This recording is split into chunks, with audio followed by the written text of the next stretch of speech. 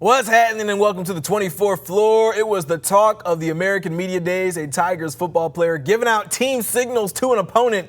We get into all the fallout with Daily Memphian's Frank Bonner, as well as what Ryan Silverfield and the American Commissioner Tim Pernetti had to say about Memphis' Big 12 proposal. The 24th floor starts right now.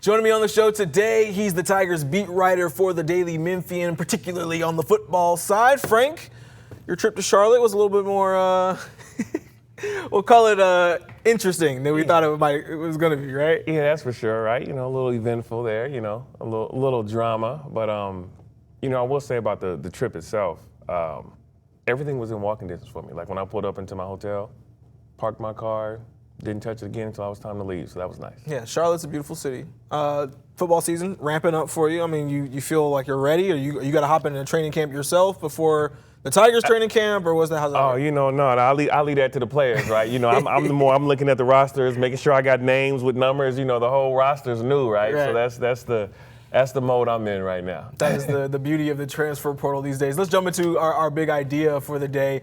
Tigers football just wrapped up the American Media Days out in Charlotte. The big storyline being that former Tigers DB Taj Rael shared screenshots of the Tigers' defensive game plan with his former high school teammate and UTSA quarterback Owen McCown. Not only that, he said his teammate, former Tigers DB Cortland Marsh, had an injury and couldn't cover. The Tigers lost that game to UTSA 44-36, one of their two losses on the year. But asking everyone involved at Media Days, they say, you know, wasn't that big a deal. We've talked more so, obviously, in recent days. To his credit, he picked up the phone and we had a conversation a few days ago, and we're both very open, mutual respect for each other. And then, obviously, it was interesting. We had our coaches' dinner last night, and him and I were sitting right across from each other, and it'd be interesting if someone had gotten us a picture of us shaking hands and laughing. Look, it's the nature of it. We've had open dialogue, respect for each other, and we both said, hey, it's best interest, regardless of what happened, to move on and focus on our 25 seasons. Well, obviously, you know, first and foremost, I didn't ask for any of that information. It kind of, you know, based on my little emoji reaction, you can see it caught me, you know, by surprise what happened. But like Coach said, the information was completely irrelevant, and it doesn't really, you know, fit, you know, how we take week in and week out, how we prepare. It was like I said, completely irrelevant, and you know, just that's all it was. Frank, you were boots on the ground for a lot of this. What more can you tell us about what went down with this situation and kind of what was said? Yeah, right. Well, it starts that both teams kind of downplayed it in their own way. One team, UTSA, kind of downplayed the contents of the information, saying that, you know, some of the stuff didn't make sense. It wasn't anything that was usable, is what they were saying. You know, on the other hand, Ryan Silverfield is like, look, if we had handled our business on the field and as a program, this wouldn't even be a discussion. So he didn't talk about the contents of the information, but he did kind of downplay the significance in terms of not wanting to hang his hat on that being the reason why they lost. Do you think if it was just rumors swirling about that this had happened and not necessarily like a very blatant screenshot, do you think it would have been like, oh, like more of a denial? Or do you think that the fact that the screenshot was out there floating around in the ether made it be like, all right, we got to just call a spade, and then we kind of move on with what happened after that? Yeah, I wonder how often they would have gotten asked about it if it wasn't for the screenshot. Because before the screenshot, like you said, it was a rumor, and a rumor could or couldn't be true, or the contents of it may not be true. But when you see a screenshot like that, then that's when you're getting asked. And when you get asked about it, you can't deny a screenshot, right? So I think more so if it wasn't for the screenshot, I'm not sure how many questions would have been asked outside of maybe off to the side, but to be asked that publicly, it was mainly because of that screenshot. Do you think it kind of put a taint on what the American Media Days were for Memphis in particular? I mean, and for UTSA as well. You got a UTSA quarterback in McCown who's getting painted in a bad light because Taj Rael ain't there, right? So the only one who can talk about that interaction between those two guys is the quarterback, and he had a very, I would say, coached answer, right, about, oh, I didn't use it. And, even reading your story, Jeff Traylor was like, I didn't even really know about it until a week before when the story first broke, and shout out to Sam Shoemaker, the student reporter for the University of Memphis who broke that story. I mean, what do you think about how the players themselves handle it? Well, I do say Jeff Traylor, he did bring up a point. He said, look, we have our quarterback here who, spent a lot of his life in Charlotte, and this is his media days, and this is what he has to answer to as opposed to being talked about his team and what they're planning on doing this season. So Jeff Traylor definitely feels like it put a damper on their media day experience, having his quarterback have to answer that. And then for Memphis, I mean, you also had, this wasn't the only non-football story that, was tied to Memphis during media day. And so, there was some less Memphis football roster talk that you would probably anticipate because of these storylines. But I mean, that's just the nature of the news cycle. That's just how it goes. Yeah, certainly. I mean, and it does feel like it's going to be kind of a 24 to 72 hour thing. We're only talking about it on Monday, right? Because it all kind of happened on Friday. We have our own show, right? So you kind of bring it back around.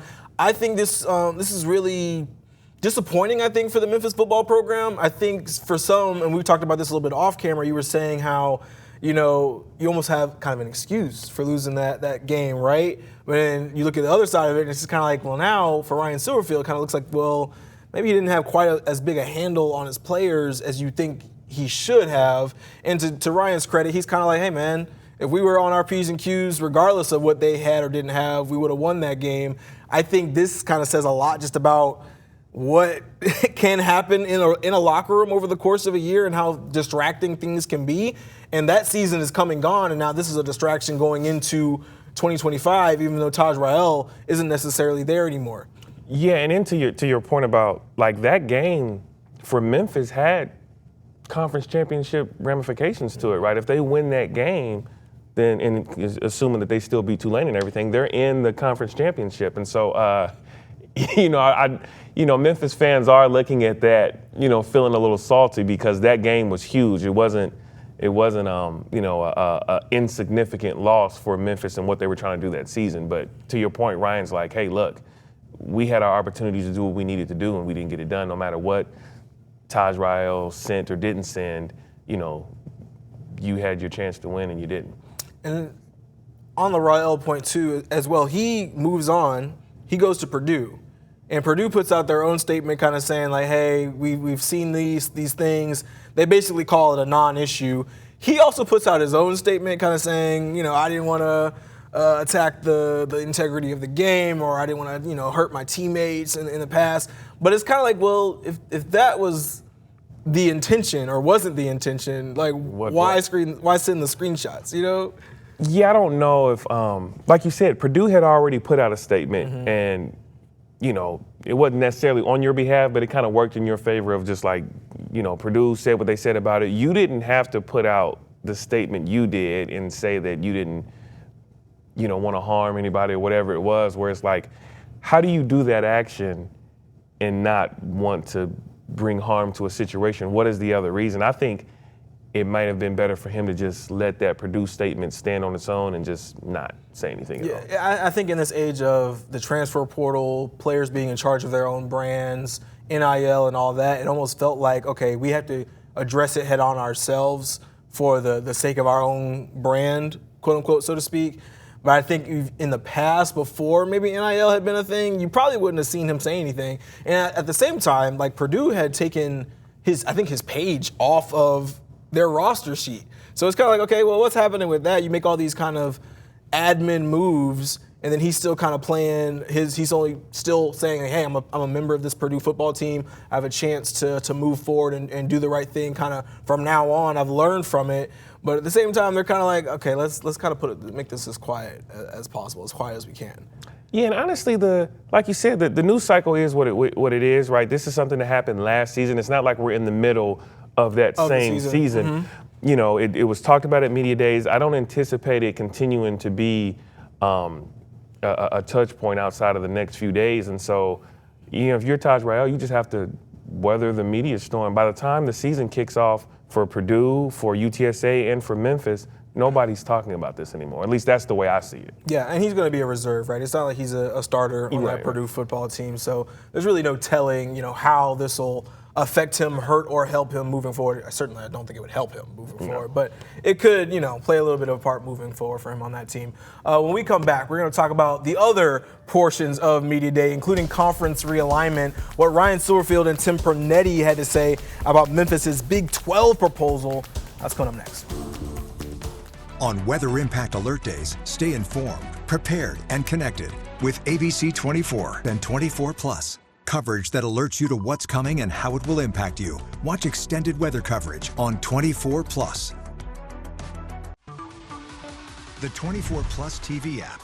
Streaming 24/7 local news from the team you trust on your time. Rain showers through the day today, and we're starting. Track how the weather will impact your day. Rain coming in tonight into tomorrow. Extended, continuous coverage of breaking news, live from the scene. Go deeper with in-depth interviews and exclusive reporting. All the local news you need, live or on demand. 24 Plus, complete coverage of your local news, weather, and more.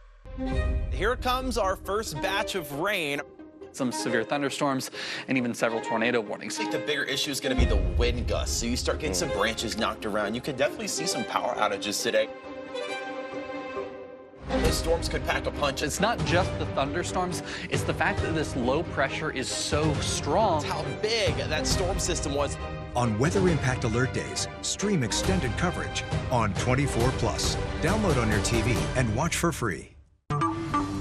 When news breaks, watch 24 Plus.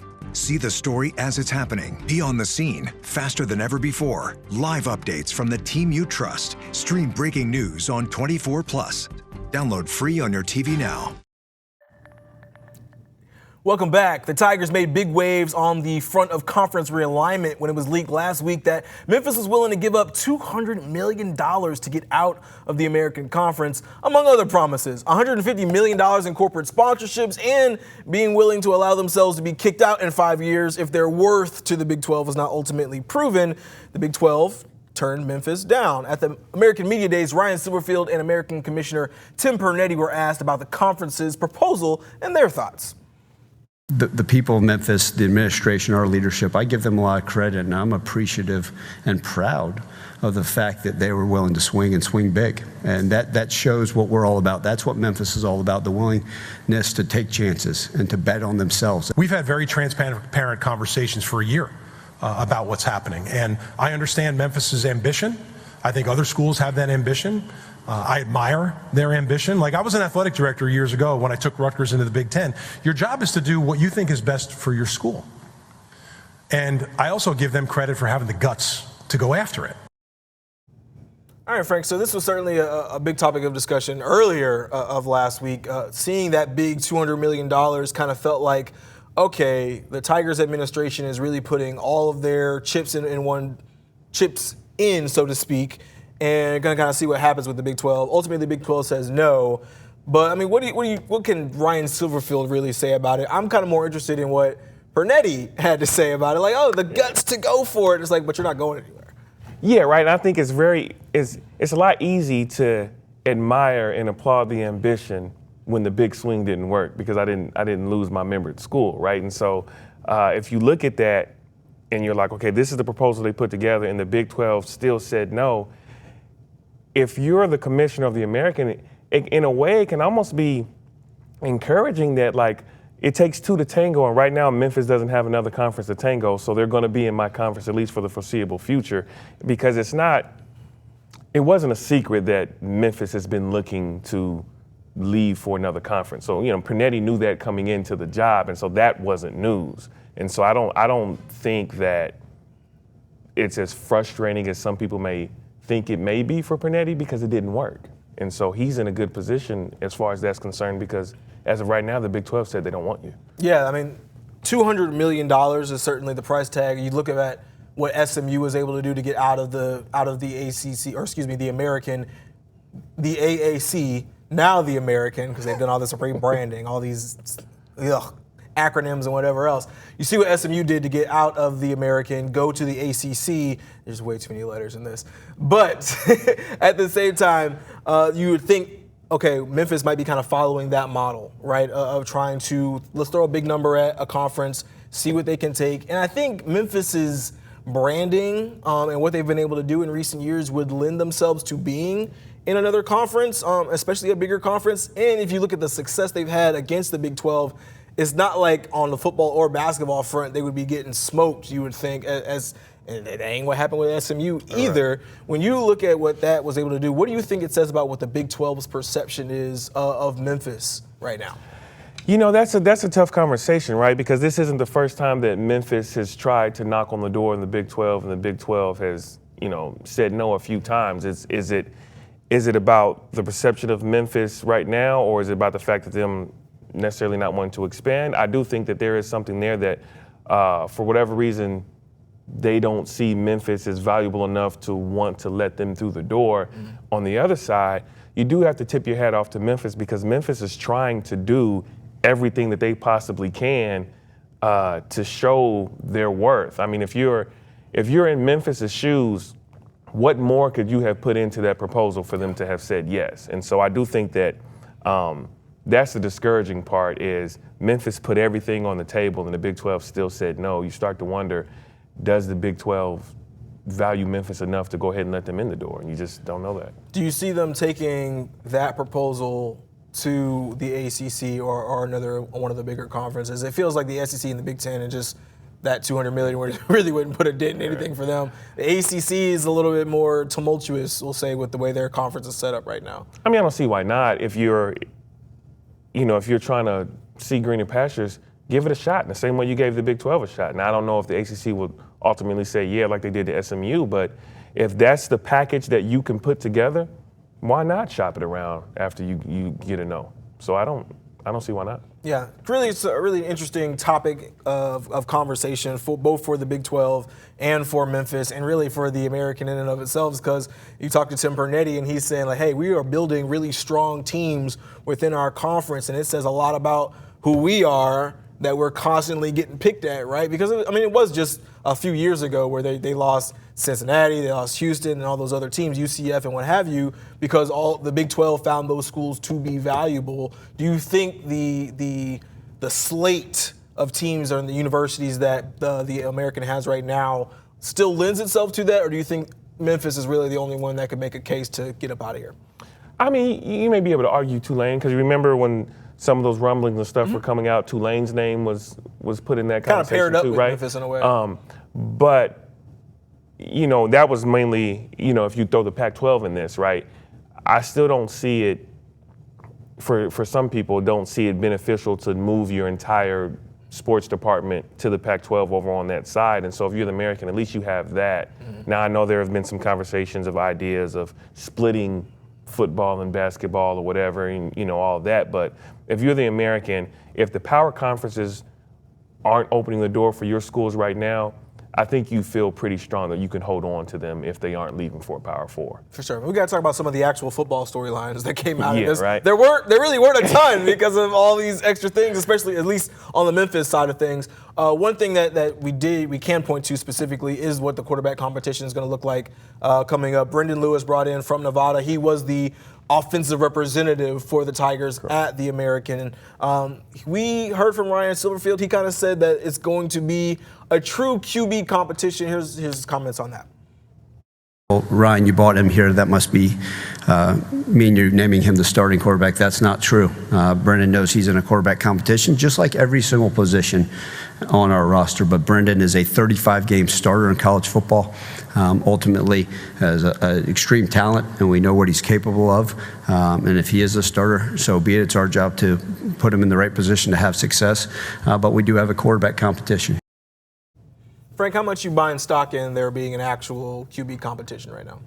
It's Brendan Lewis's job to lose. Now, that doesn't mean that if he underperformed and somebody like A.J. Hill overperformed that he can't lose it, but it's Brendan Lewis's job until his performance says otherwise, is the way I think I would put it. Yeah, you got A.J. Hill, who we know how vaunted he was as he was brought into that QB competition, that QB room, the freshman. We know what happened with Seth Hennigan, who was a 4-year starter, and it seemed like A.J. being the big name, so to speak, the 4-star recruit coming in, that it might be potentially his job to lose.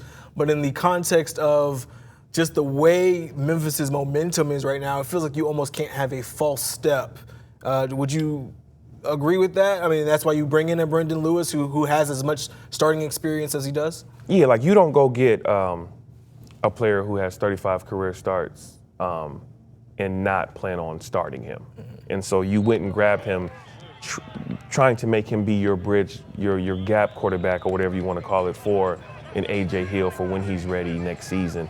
But, I mean, I would be extremely surprised if game one, Brendan Lewis wasn't walking out there as a starter. Do you think one of the other QBs in that room could make some noise and potentially take over that spot? I mean,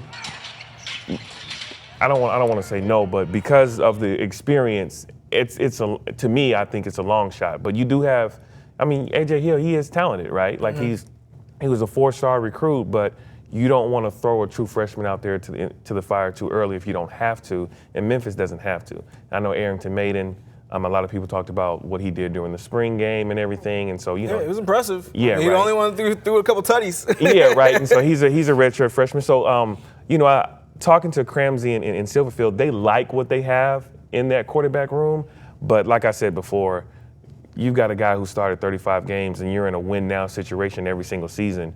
You're going to throw him out there because you know he's ready. Every single season, every single year. We know that Memphis is coming off an 11-win season, the most wins they've had in a long, long time.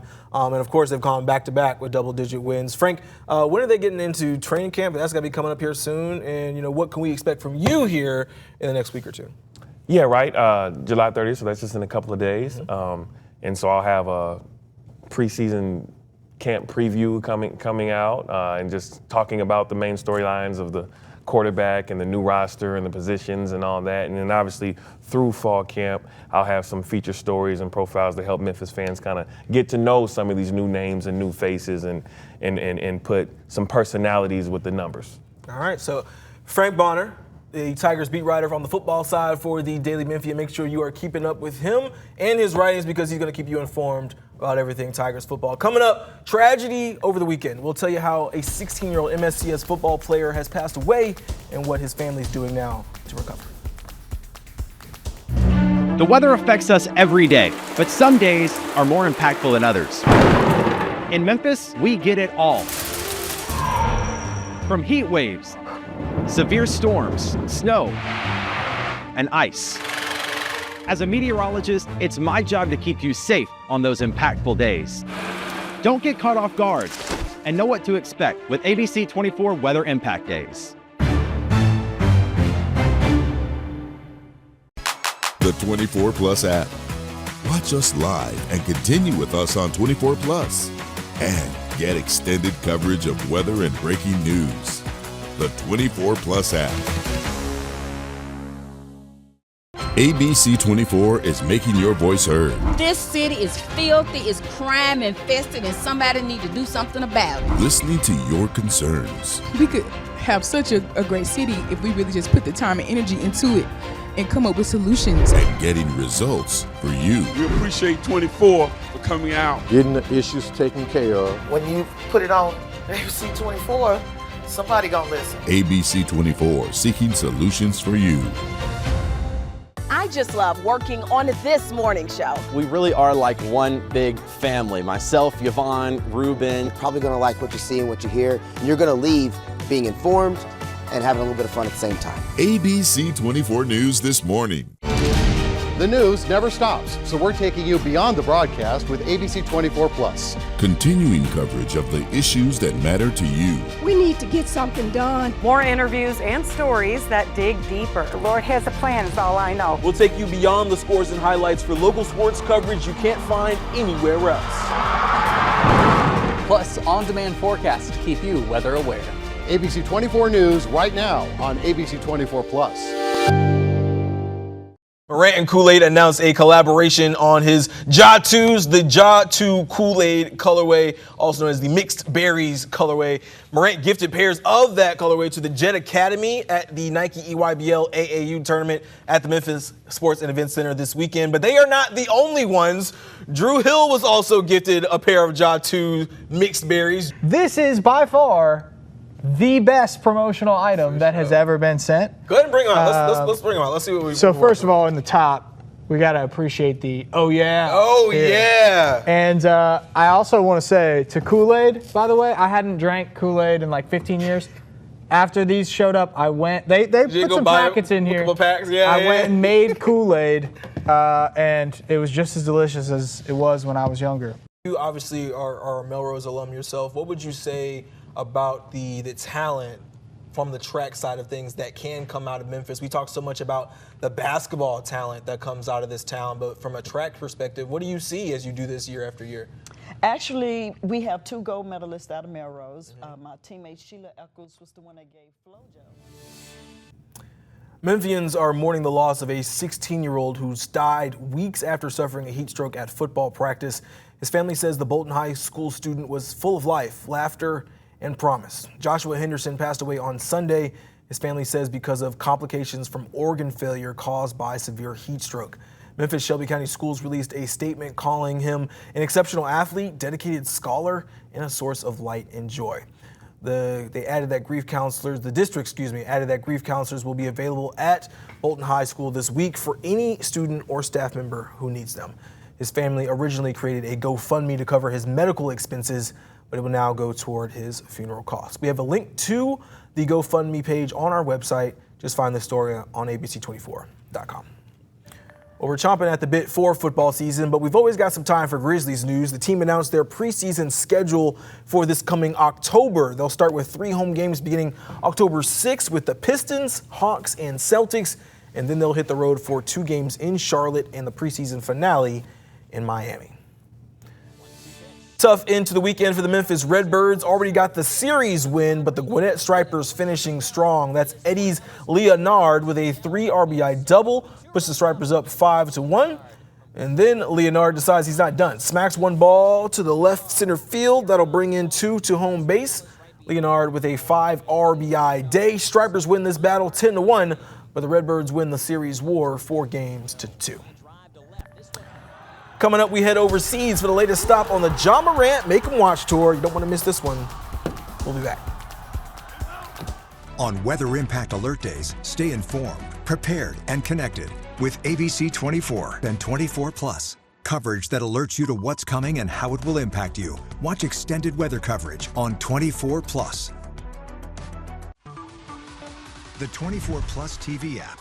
Streaming 24/7 local news from the team you trust on your time. Rain showers through the day today, and we're starting. Track how the weather will impact your day. Rain coming in tonight into tomorrow. Extended, continuous coverage of breaking news, live from the scene. Go deeper with in-depth interviews and exclusive reporting.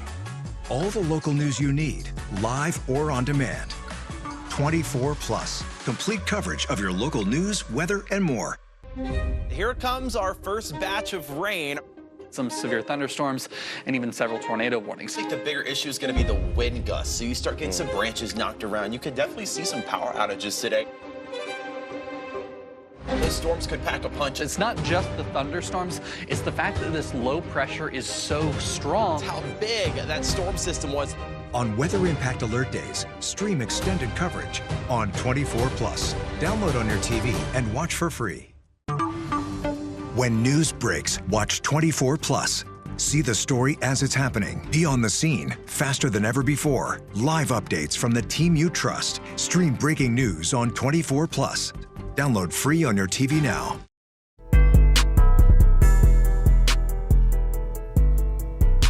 The Ja Morant Make Them Watch tour continues, now making a stop in China over the weekend. Morant putting on a show for the overseas fans with an absolutely sick dunk. Ja has told us he'll never do a dunk contest, but he's not exactly making it easy for people to forget about his absolutely freakish athletic ability with a dunk just like that. That is going to be it for today's show. Big shout out to Frank Bonner for joining the show today. Thanks to Sydney Jones and Richard Jensen on the 1s and 2s behind the scenes. Until next time, I'll see you later.